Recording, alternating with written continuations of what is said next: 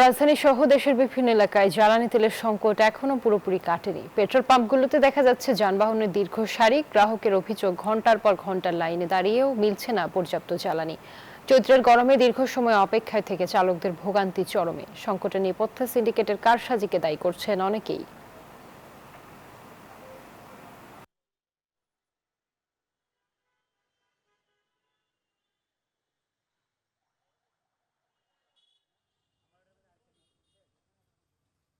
বর্তমান সরকার তো চেষ্টা করতেছে, আর সরকার তো বলে না যে তোমরা পাম্প বন্ধ করে দাও, এরা পাম্প বন্ধ করে দিছে।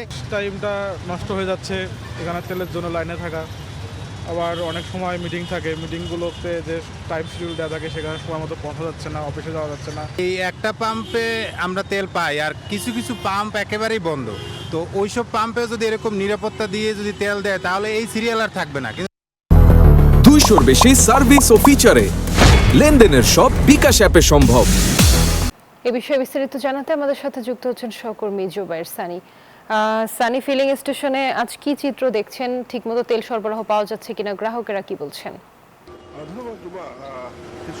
যেটি বলছিলাম যে পাম্পগুলোতে কিন্তু সেই যে চিরচেনা দৃশ্য গত কয়েকদিন ধরেই আমরা দেখছি, সেটি এখন দেখা যাচ্ছে।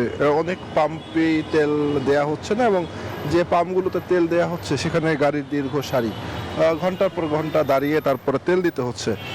আমি যারা প্রাইভেট কারে যারা তেল দিচ্ছেন তাদের সঙ্গে কথা বলেছি, তারা যেটি বলছেন যে অনেকে সকাল 6টায় 6:30টায় দাঁড়িয়ে তারপরে তারা তেল নিতে হচ্ছে, এবং 5-6 ঘন্টা তাদের লাইনে দাঁড়াতে হচ্ছে।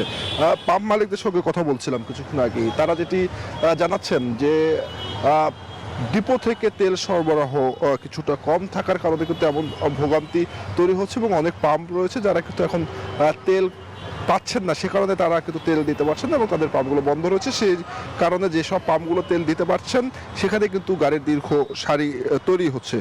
এখন যে বিষয়টি, এই পরিস্থিতির মধ্যে তারা যেটি বলছেন যে প্যানিক বাইং, যেটি অতিরিক্ত কেনার প্রবণতা, সেটি বন্ধ না হলে এই পরিস্থিতি কিন্তু আসলে এড়ানো সম্ভব না। আমি এখন রয়েছি তেজগাঁতে একটি ফিলিং স্টেশনে। দেখতে পাচ্ছেন যে আমার পিছনেও প্রচুর গাড়ির লাইন, ঘন্টার পর ঘন্টা দাঁড়িয়ে সেখান থেকে তেল নিতে হচ্ছে, এবং দ্রুত যেন এই সংকট কাটে সেই আশা কিন্তু করছেন যারা এখানে সাধারণ যারা ক্রেতা রয়েছেন তারা। তো এই ছিল আমার কাছে তেল পাম্পের সর্বশেষ পরিস্থিতি। সানি, আপনাকে ধন্যবাদ।